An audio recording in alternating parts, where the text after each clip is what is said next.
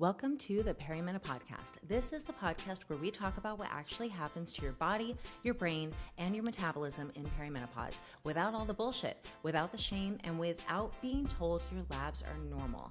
I'm Sav, the founder of Savage Fitness, and today we're going to talk about something that most of us women are feeling, but no one is necessarily talking about. Stay tuned. Hey, Savannah. Hey, how's it going? It's going great. Fantastic. I had to get this technical stuff down packed. Yeah, you and me both. We literally just moved to a new place last night. And so I had to get my laptop on the internet and it's okay. Okay. We're on the same page. Kudos to the new place. Yeah. I know. 'Cause I'm excited for you guys to come visit. You're going to love this spot. It's amazing. I cannot wait. We are literally looking at different adventures we can go on. Because like I said, this time I want to do some fun stuff. We might go jet set and jet ski and something. Mm-hmm. Yeah. It'll be fun. We should see some cenotes when you guys are out here too. So yeah, I'm excited to see you again. Have y'all been to any new places that you could show us when we get there? Visited new places? Oh yeah. Like And there new was a ton. restaurants, new Yeah, bars. there were a lot of places that we didn't get to take you guys to that we've already been to before you got here. So yeah, we have a lot. We have a lot of things. I that we can cannot wait. We're about to have so much fun. Uh-huh. So I guess I just want to kind of jump right in because you wrote a book about reframing anger. Mm-hmm. And I feel like that really resonates with our audience because we work with women that are going through hormonal imbalances. And a Yeah. lot of that makes you really angry and it's really confusing on how to manage it, you know? Yeah. So I'm curious, how do you reframe anger? I guess, like if you were to summarize it. So first of all, it's so funny because every time I read the book, because I've read the book 3 times, every time I read it, I get a new meaning of it. Because it's one thing to write a book, but to actually read your own material is a different story. So literally a different story. So when I read it, I really realized that controlling your anger is more than you controlling you. It's like not trying to control others, control things that's outside of our control. And I feel like when we do that, we get even more angrier. So it's like you just have to really, really pay attention to your perception, the way that you are perceiving others and not perceiving it in a negative way, but taking it down as a positive message just so you can psych yourself out to not get angry. I always consider myself to be a calm person because I would rather think twice about something that I would say or do to a person that I can't take back versus me actually diving into something and have to worry about the confrontation and going back and forth. Like that takes a lot of energy out of me. And I don't like that side. So I feel like it's all about perception. So the book is mainly about how to control your anger, but also how to control yourself when other people are angry at you. Because that's a different thing too. How can you Right. control yourself if someone else is going off mad or, even offensive? What are you going to do in that situation? Mm. Are we Yeah. going with them? Or because some people say you go there, I'm gonna go to hell. I'm gonna go to hell with it.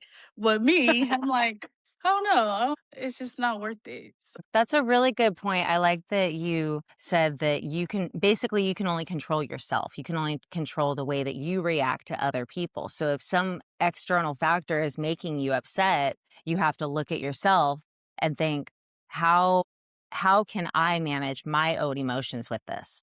yeah. So that's obviously a lot easier said than done. So are there any tools that you have that you use with your clients to help them with this? Mindfulness, being mindful of the situation, the person, place, the thing, knowing your surroundings, social cues, using your social intelligence to navigate around these different circumstances or these different situations. So I Mhm. feel like awareness is one important tool that I like to teach my clients is how to be aware. Cause it's one thing Right. to say, okay, I am losing my cool. But where am I at? Am I at the wrong place? Should I confront this later?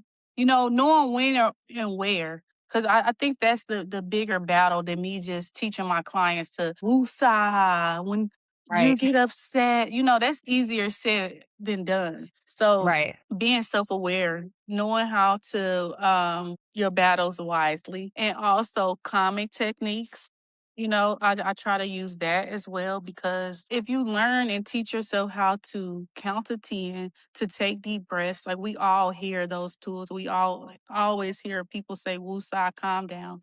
But if you really try it, it really works. Before you respond, try your best to take a deep breath and think of your response. Hmm. So, and Yeah. communication skills. Communication skills is a good one. I read a book about emotional intelligence, and it's kind of like, no, it's called nonviolent cues. So, nonviolent things you could say to a person that can get them to understand what you need and what you want. Because that's all we want at the end of the day. That's what makes us frustrated. That's what makes us angry, not getting what Right. we want.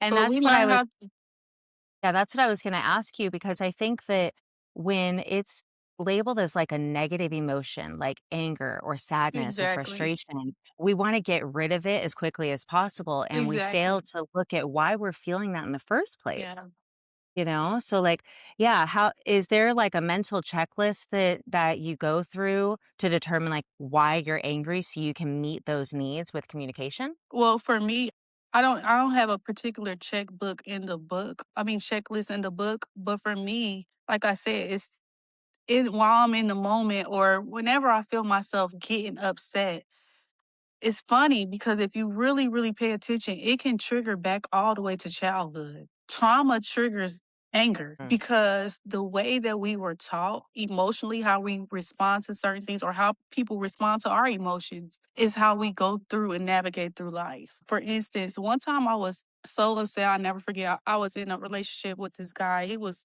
getting on my nerves. We was arguing and I found myself arguing to the point so I was yelling so loud on top of my lungs to the point where my head got kind of like, have you ever scream so loud that you get dizzy? Like your head. no, you must have been pissed.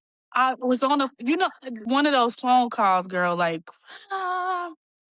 and I was just shaking and I was sitting there and I was thinking, and at the time I wasn't a therapist, I was just a case manager. So I was sitting there thinking like, wow, where did I just go?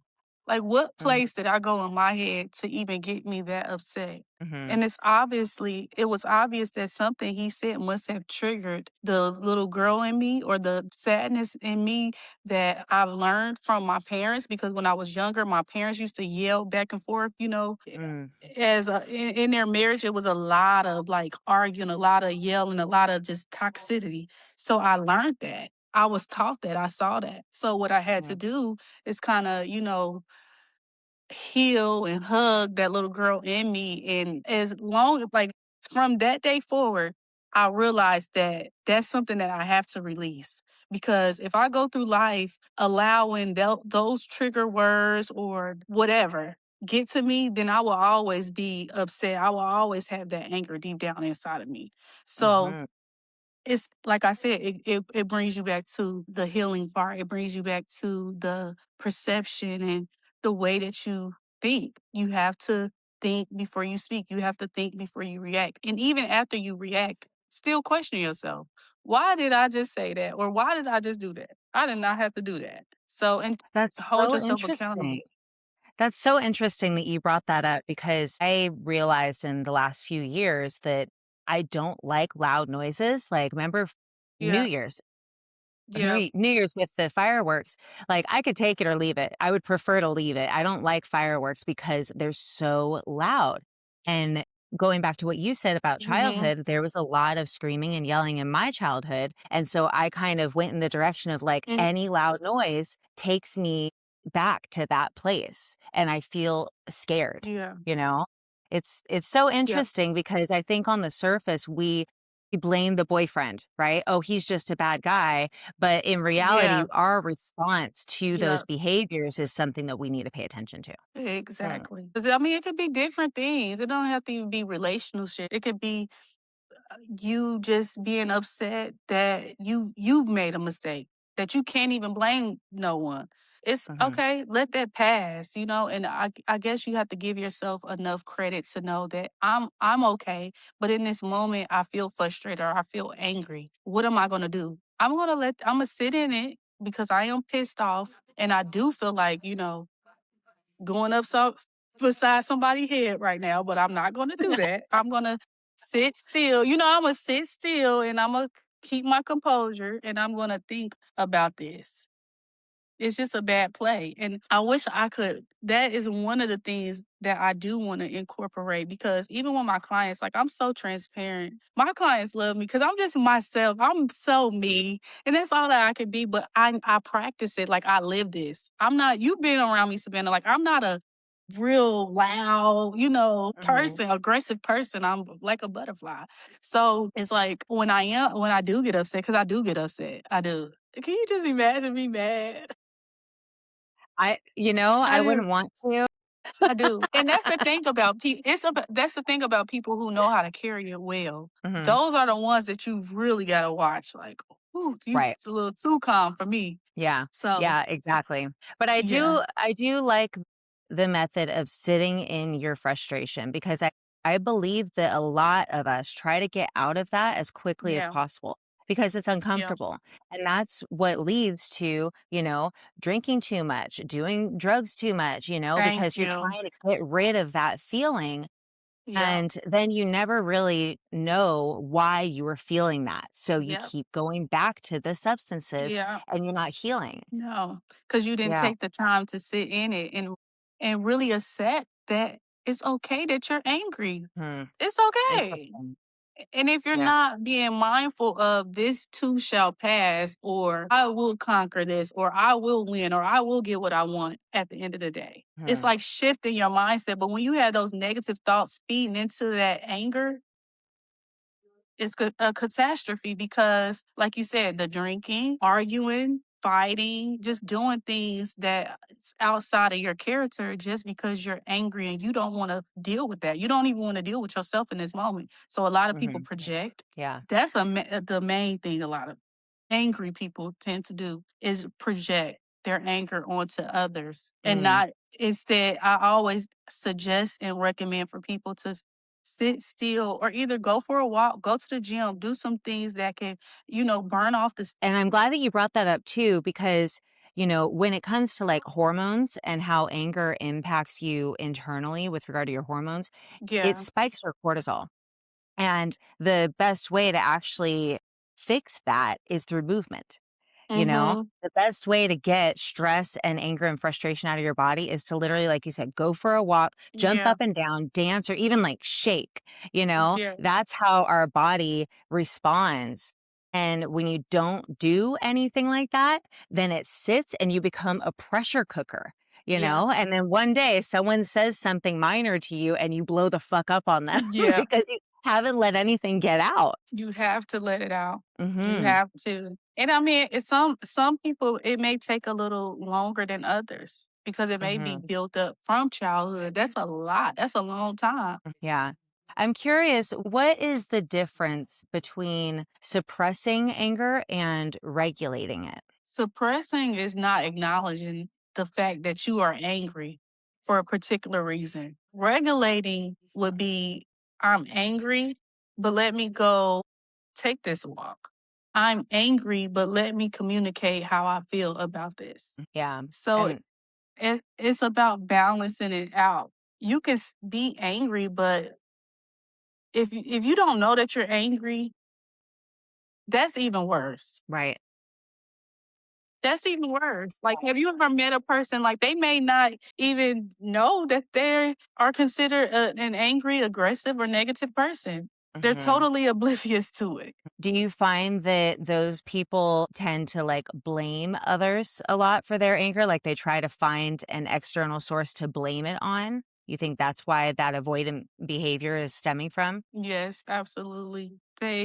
You would pick up the traits of being kind of narcissistic when it comes to anger and not Mm. taking accountability. So it gets deep. It gets deep. But I feel like you said, on the surface, it's something that we have to accept.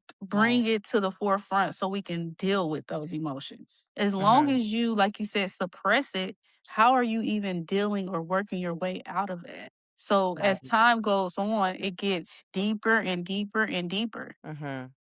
So Yeah. it's impossible to regulate once you get to a certain level of anger. Right. Yeah. Cause you're kind of like delusional about it. You That's when don't that believe. hate. Have you Yeah. met people that's so angry that they're hatred? That's when Hmm. that starts kicking in. And that's when Right. you know you in trouble. Yeah. Something we also find in like this phase of life when women are going through perimenopause is that their hormones are so dysregulated that they're getting mad at things that they don't even know. th- they don't even understand why they're getting mad at it. Yeah. Like their husband might get the wrong kind of milk and they just blow the fuck up on him. Yeah. And so then they get mad at themselves for getting upset about something so minor, Yeah. and it causes disruption, not just within the relationship, but with their relationship with themselves.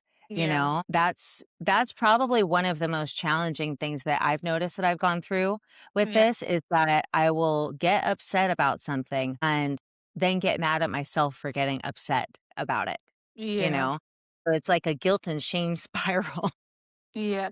Do you ever have to go back and try to replenish and, apologize because you've Yeah. reached a level of awareness? Okay, that was me. That was a me problem, not a you Mm. problem. That was a me problem. And I apologize for coming at you like that. Yeah, yeah. Something I also noticed is when I kind of sit in a moment after that happens and I think, have I eaten today?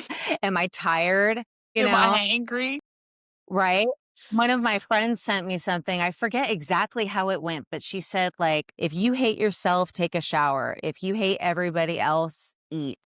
Yep. If you hate everybody else and you hate yourself, like take a nap or something. It was something like that. But basically, Yeah. it's like a mental checklist to make sure that your basic needs are met Yeah. because it's not always just about, what goes back to childhood. I think it's also about physiology too, Yeah. depending on what you're getting upset about, right? It's different things. It could be worldly things, the economy, and that I have that in the book too. So a chapter where I do talk about different things that you could be upset about, circumstantial situations. So it could be you're hungry. It could be, like I said, you're not getting your needs met. It could be finances. Finances is a big one that can spark that Mm, angry emotion. Not like you said, not moving around enough health wise. When you have a health scare, that could cause you to be a little on the edge too. hmm. Yeah. So I can Yeah. see where the hormones play a huge part in personality and mood. Right. Yeah, they do. And how does our audience find you so they can buy your book? Well, you can find me at Tierlian on all social media platforms. And my book is available on Amazon for $14.99. Also have it in Kindle format. So if you are, a scroller, you can always download it. It's on Amazon. It's called Understanding Anger by Tierlian. I'm gonna link it in our show notes because Yeah. I think that this is such a smart subject for us to talk about and educate ourselves more on, Yeah. and the way that you frame it, it takes the shame out of being angry. And I think that Yeah. that's something that a lot of us need permission to do. Yeah. I appreciate you so much for spending the time with me today.